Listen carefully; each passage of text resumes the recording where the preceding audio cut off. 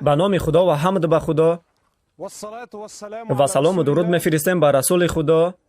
برادران من خواهش دارم وقتی تقسیم ناپذیر شما را و کمک شما را خواهش دارم. همان من سوال ها دارم و می‌خواهم که شما به من جواب دهید. برادران من، کی شاه شاهان است؟ کی؟ من میپرسم کی شاه شاهان است؟ کی حاکم حقانی است؟ کی آفریدگار است؟ کی جان دهنده است؟ کی چیز عطا میکند و کی بازگیرنده است؟ این الله بزرگ و توانا است برادرانم. این الله پاک و بزرگ است که ما به او نیاز داریم. ما حمد میگویم او را، بزرگدانی میکنیم او را، چون که تنها او سبحانه و تعالی لایق حمد و ثنا است و اینچنین ما سلام و درود میگوییم و بزرگترین آفرینش الله پاک و بزرگ به محمد صلی الله علیه و سلم. برادران من، ما هیچ گونه تصویر توصیف کرده نمیتوانیم آن را که چگونه صحابه ها دوست می‌داشتند محمد رسول الله علیه و سلم. آنها او را دوست می‌داشتند مانند هیچ گونه قبل از این. هیچ فیلم و هیچ قصه عاشقی تصویر کرده نمیتواند محبت صحابگان را به محمد صلی الله علیه و سلم.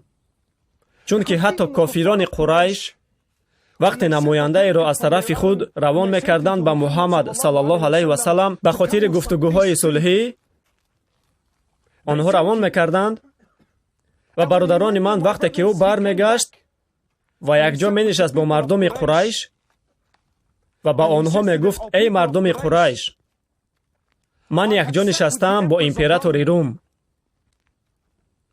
و من یک جا نشستم با پیشوایان قبیله های عربی و یک جا نشستم با پادشاهان امپرای فارس ها.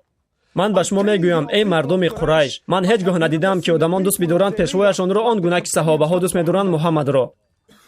و من به شما میگویم که صلح بندید با این مرد، چون که آنها هیچگاه به او خیانت نمیکنند. ببینید که رسول الله همه کس بود برای صحابه ها. او پدرشان بود، او برادرشان بود، او پیشوایشان بود، دوستدار آنها بود، رسول آنها بود، پیامبر آنها بود، نبی آنها بود، استاد آنها بود. صحابه ها میگویند وقتی ما در میدان نبرد بودیم و هنگامی که محاربه علنگه میگرفت ما میجنگیدیم از پس محمد صلی الله علیه و سلم. وقتی که ما دم گرفتن میخواستیم او باشد جنگیدن را دوام میداد.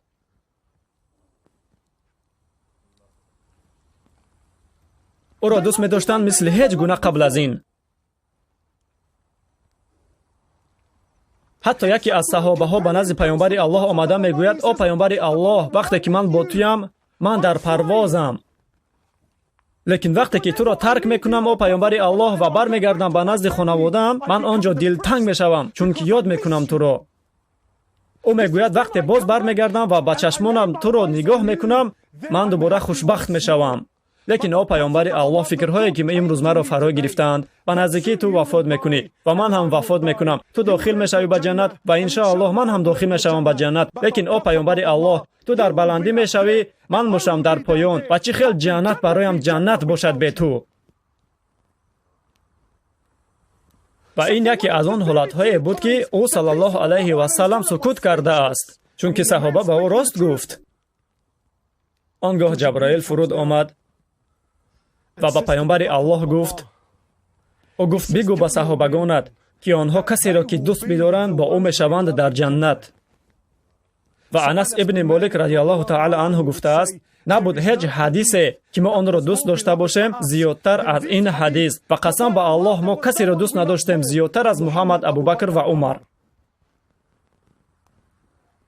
و برادرانم، در روزهای آخر حیات رسول الله صلی الله علیه و سلم خلاص او بیمار شده بود و بیماریش اوج گرفته بود و زمان این دنیا را پدرود گفتن او نزدیک شده ایستاده بود. این دردی مشکل بود برای مدینه. آدمان خاموش بودند. وقتی که بار اول آنها داخل شدند به مسجد و آنگاه رسول الله در نماز پیشدرانه بود. حتی بلال گفته است وقتی اذان می گفتم вақте меомадам то ашҳаду анна муҳаммаду расулуллоҳ, одатан дар ин вақти азон пайғамбар саллаллоҳу алайҳи васалам аз хона омада дохил мешуд ба масҷид. Аммо ҳозир вақте ки азон гуфтам, касе дохили масҷид нашуд. дар рӯзҳои охири ҳаёташ, бародаронам, ӯ саллаллоҳу алайҳи васалам ҳолон ки бемор буд, лекин ӯ тавонист то ки қувваташро ҷамъ кунад ва ба по рост шавад ва ба масҷид дохил шавад дар вақти намоз. Ва саҳобаҳо инро нақл карданд, мегӯянд вақте ӯ дохил шуд ба масҷид ва мо намоз мехондем, ин вазъият имтиҳони бузурге буд барои мо. онҳо хеле хурсанд шуданд ки ӯ боз ба по рост шуд, саллаллоҳу алайҳи васалам, ки ӯ боз ба онҳост. яке аз онҳо мегӯяд, мо қариб ки аз намоз мебаромадем, вақте ки ӯ саллаллоҳу алайҳи васалам аз назди мо гузашта наздик мешуд ба сафе ки абубакр разияллоҳу таъала анҳу дар намоз пешдаро буд. ва ҳатто абубакр мегӯяд, ман худро гум кардам, ваҳмӣ шудам, надонистам ки чӣ кор кунам. ман як қадам қафо мондам, лекин ӯ саллаллоҳу алайҳи васалам дасти муборакашро ба китфам гузошт ва гуфт, не абубакр, акнун ин ҷой ба ту тааллуқ дорад. ва дар рӯзи охирини ҳаёташ ӯ саллаллоҳу алайҳи васалам дар ҳуҷрааш буд. ҳолати ҷонканӣ ӯро фаро гирифт ва духтараш Фотима разияллоҳу таъала анҳа он ҷо буд ва мегирист. ӯ гуфт, духтарам, гирья макун. гирья макун, Фотима. баъди имрӯз дигар падарат азобу дард намебинад.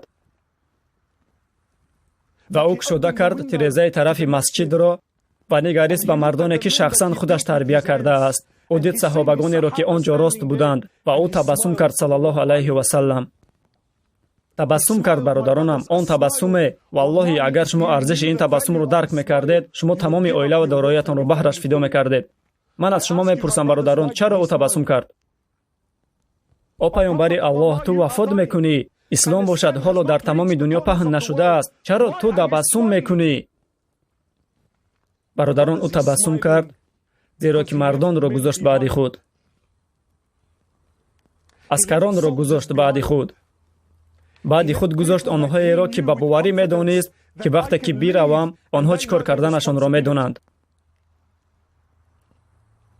чӣ гуна ки яке аз олимони бузурги замони пеш гуфтааст, вақте ки расулуллоҳ ин дунёро тарк кард, ӯ баъди худ бино ё иморате нагузошт, ӯ ягон достон ё навиштаҷоте нагузошт, ӯ баъди худ ҳайкале нагузошт, лекин ӯ гузошт 10,000 мардонеро ки то қаъри дилашон қуръонро ҷо кардаанд бо ӯ саллаллоҳу алайҳи васалам.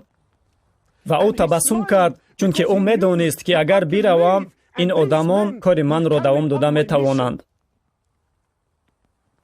ӯ баъди худ гузошт мардеро бо номи Абубакр разияллоҳу таъала анҳу, бародаронам, бузургтарин одам ки дар рӯи замин қадам гузоштааст баъди набиён ва паёмбарон. марде ки дар борааш паёмбар саллаллоҳу алайҳи васалам гуфтааст ба саҳобагон, ман даъват кардам ба ислом ҳар яке аз шумоёнро ва ҳар яки шумо сустӣ кардед, ғайри Абубакр, ӯ исломро дарҳол қабул кард. ӯ гуфтааст, ҳар яки шумо ба ман хизмат кардаед ва ман онро ба шумо баргардонидам, ғайри Абубакр. ман ҷисман подоши ӯро баргардонида наметавонам, Аллоҳ подоши ӯро дар рӯзи доварӣ медиҳад. ӯ амр кард ки ҳама дарҳои масҷидҳо баста шаванд, ғайр аз дари Абубакр. гуфтааст, барои ту ё Абубакр 8 дари ҷаннат туро тавалло мекунанд, то ки ту аз онҳо дохил шавӣ. шахсоне ба монанди Абубакр водор карданд Расулуллоҳ саллаллоҳу алайҳи васаламро ки табассум кунад.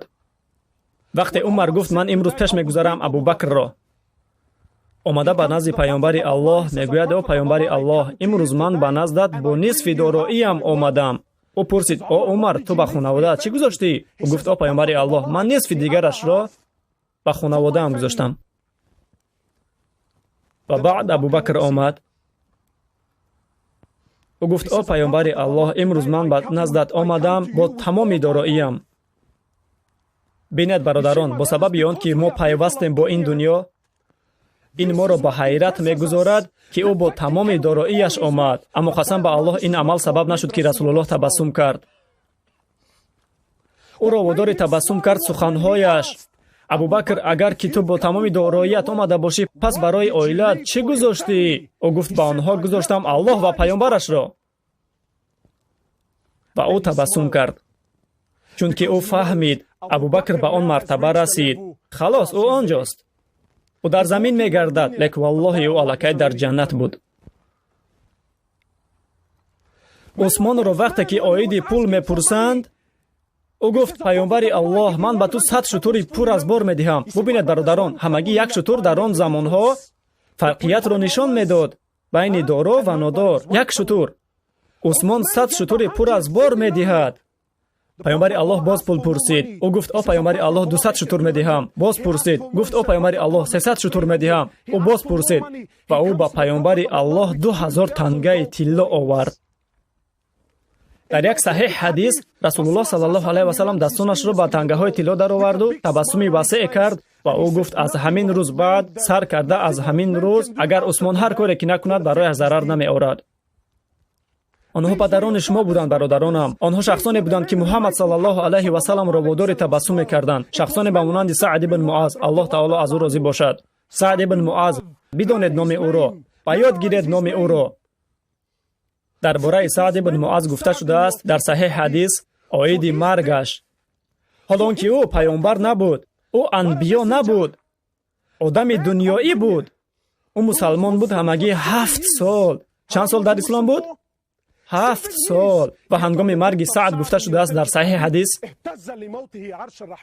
арши раҳмон биларзид барои Саъд. шояд кадоме аз шумо нафаҳмад ки ман оиде чӣ гуфта истодаам, бародаронам. нишаста бо саҳобаҳо паёмбар саллаллоҳу алайҳи ва саллам ба онҳо гуфт: оё медонед масофаи байни осмон якум то дуюм чӣ қадар аст? гуфтанд: Аллоҳ ва расулаш беҳтар медонад. ва ӯ ба саҳобагонаш мегӯяд масофаи байни осмони якум то дуюм 500 сола роҳро ташкил медиҳад ва як рӯзи Аллоҳ баробар аст ба 1000 рӯзи рӯзҳои мо. ӯ мегӯяд масофаи байни осмони якум то дуюм 500 сол, аз осмони дуюм то сеюм 500 сол, аз осмони сеюм то чаҳорум 500 сол, аз чаҳорум то панҷум 500 сол, аз панҷум то шашум 500 сол, аз шашум то ҳафтум 500 сол. ва баъди 7 осмон уқёнусе аст, чуқурияш 500 сола роҳро ташкил медиҳад. баъдан 8 малоика аст ки мебаранд арши Аллоҳро.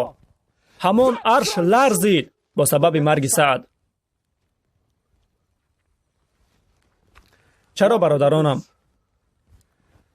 чунки ӯ риши калон дошт? не, чунки ӯ ҷонашро фидо кард баҳри ин дин. бародар нақл кард оиди ҷанги Бадр. бубинед, аҳли Мадина ваъда карданд ба Муҳаммад саллаллоҳу алайҳи ва саллам муҳофизатро дар Мадина. вақте ки Расулуллоҳ саллаллоҳу алайҳи ва саллам тақрибан бо 300 касро бо худ гирифта буд, баъзеашон аз Макка, баъзеашон аз Мадина, ва онҳо рафтанд ба Бадр ва ин бояд ки дом мешуд то ки корвонро дастгир кунанд. вақте ки онҳо рафтанд ба он ҷое ки бояд корвон мешуд, дек ва хӯрданд бо артиши 1000 лашкара. ва паёмбар саллаллоҳу алайҳи ва саллам дар ташвиш афтод. пас ӯ бо саҳобагонаш нишаст ва ба онҳо машваратро оғоз кард. чӣ бояд кунем? онҳое ки омада буданд аз Макка фикр нокарда гуфтанд: чӣ ҷои пурсупос аст, о паёмбари Аллоҳ, биҷанг ва мо бо туем.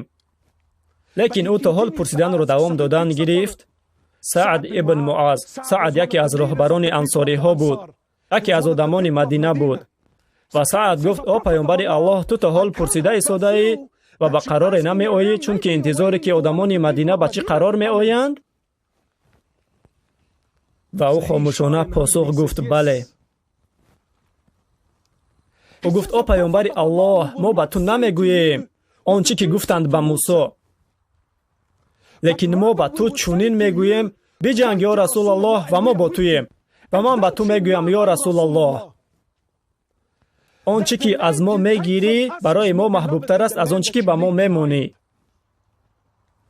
яъне он пуле ки мо ба ту додем, ё Расулаллоҳ, барои қалби мо маҳбубтар аст аз он пулҳое ки дар мо ҳаст. ва ё Расулаллоҳ, мо туро муҳофизат хоҳем кард, гарчанде ки ин аз чорчӯбаи савганди мо барояд ҳам. биҷанг ва мо бо туем. ин мард 7 сол мусалмон буд ва бо сабаби маргаш арши Аллоҳ биларзид. имрӯзҳо мо миллионҳо мемирем, миллионҳо, ва боварам кунед, арши Аллоҳ не, балки як дарахт намеҷунбад. ман мепурсам, бародаронам, охирон бо кай сабаби табассуми Расулуллоҳ саллаллоҳу алайҳи ва саллам шудед? кай? биёед софдилона бигӯем. бас аз лофи беҳуда каме софдил шавем. кай охирон бор, бародаронам, шумо сабаби табассуми паёмбар шудед? бубинед, бародарон, ман боварӣ дорам ки агар Расулуллоҳ саллаллоҳу алайҳи ва саллам ҳозир ба ин ҷамъ омад меомад, ман шубҳае надорам ки ӯ табассум мекард. як ба фикри ман, бародарон, агар ӯ бо ҳар яке мо алоҳида суҳбат мекард, табассуми ӯ ба андӯҳ табдил меёфт. дар куҷоем, бародаронам? сабаби табассуми ӯ саллаллоҳу алайҳи васалам он буд, ки ӯ баъди худ гузошт мардонеро, ки баъди ӯ супориши ӯро давом медиҳанд. куҷоянд он мардон имрӯзҳо? кадоме аз мо омодаем то ки бархезад ва бигӯяд: о паёмбари Аллоҳ, ман ин ҷоям. Лаббайк, лаббайк ё Расулаллоҳ, ман ин ҷоям. О паёмбари Аллоҳ, супориши ту супориши ман шуд. о паёмбари Аллоҳ, ҳар фикре ки дорӣ, ман баҳраш омодаи муборизаам. о паёмбари Аллоҳ, ту шабҳоятро гузарондӣ росто, гирён, бо дуо. о паёмбари Аллоҳ, ман ин ҷоям. ман ин ҷоям ё Расулаллоҳ. ту рафтӣ, лек ман яке аз пайравони туям. о паёмбари Аллоҳ, ман кори туро давом медиҳам. куҷоянд ин гуна мардон, бародаронам? чунки валлоҳи ин амал паёмбар саллаллоҳу алайҳи васалламро водори табассум мекунад. ҳисоби бонкии ту сабаби табассуми ӯ намешавад. бузургии хонаи ту сабаби табассуми ӯ намешавад.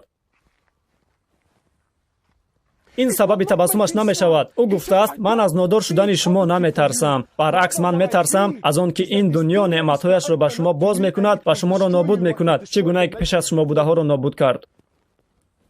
оё мехоҳед ки паёмбаратон табассум кунад, бародаронам? пас дини ӯро бидоред, супориши ӯро бидор, гиряи ӯро гиряи худ кун, дарди ӯро дарди худ кун. дар куҷоем? Бингаред, бингаред ба атроф имрӯзҳо. Бингаред ба вазъияти мусалмонон. ёд дорам бо шейх нишаста будем дар ҳаҷ. умедворам ки шейх маро мебахшад, лекин валлоҳи ман бояд инро во кунам, чунки дилҳо бояд инро бишунаванд. нишаста будем дар ҳаҷи азизия. шейх наздик омада телефонашро баровард, гуфт: ҳамин паёмро бихон.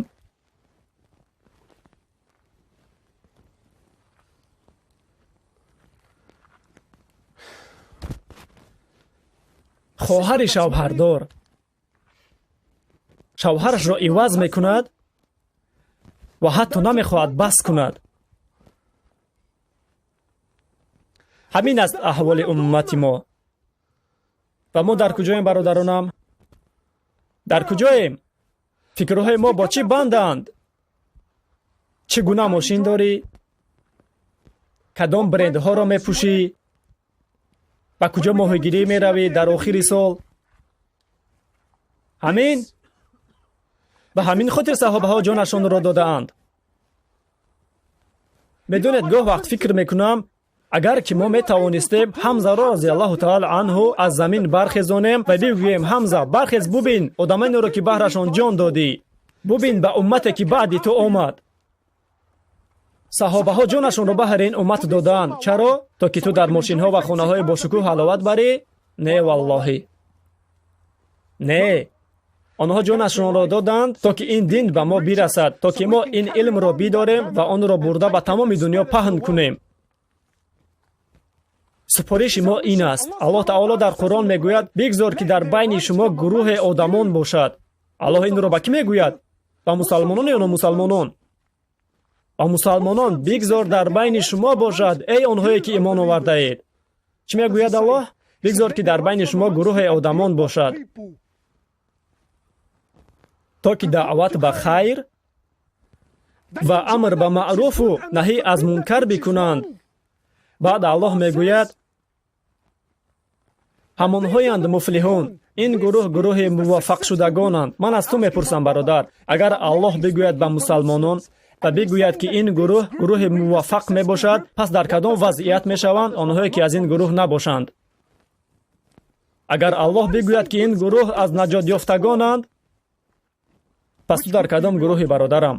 ба аллоҳ танҳо ибодаткунандагон лозим нестанд, на танҳо онҳое ки намоз мехонанд ва рӯза медоранд. инро аз фикратон берун кунед. аллоҳ мехоҳад мардонеро ки ин динро мегиранд ва ба дигарон мерасонанд. расулуллоҳ саллаллоҳу алайҳи васаллам бо ин хотима медиҳам. ӯ саллаллоҳу алайҳи васаллам дар саҳеҳ ҳадис инро бояд бо қалб ҳис кард, бародаронам. ба аллоҳ лозим нест танҳо намози ту, лозим нест танҳо рӯзаи ту, лозим нест танҳо закоти ту. ӯ мехоҳад ки аллоҳ ва расулаш барои ту дар ҷойи аввал бошанд. расулуллоҳ саллаллоҳу алайҳи васаллам оиди марде нақл кард, оиди марде ки ибодат мекард ба аллоҳ. ва аллоҳ амр кард ба малоикаҳо то ки фуруд оянд ва нобуд созанд як деҳаеро. саҳеҳ ҳадис.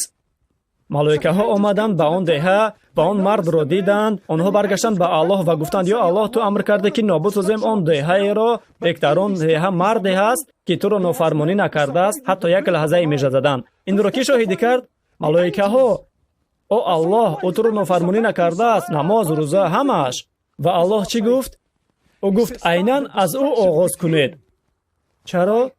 чунки ӯ дид ки дар атрофаш чӣ шуда истодааст ва ба ин чашмонашро пӯшид. бародаронам, кӣ мехоҳад сабаб шавад ки Муҳаммад саллаллоҳу алайҳи васаллам табассум кунад? Кӣ омода аст ки ин динро ба дӯши худ гирад? ана ба чӣ хотир аст ин хайма? ана ба чӣ хотир аст ин ҷамъ омад? Ба фикратон дар ин ҷо ҷамъ омадем то ки дар оташ устухон бисӯзонем? Не, балки ба хотири таълими мардоне ки сабаби табассуми Муҳаммад саллаллоҳу алайҳи васаллам бишаванд. ана он чизе ки мо мехоҳем.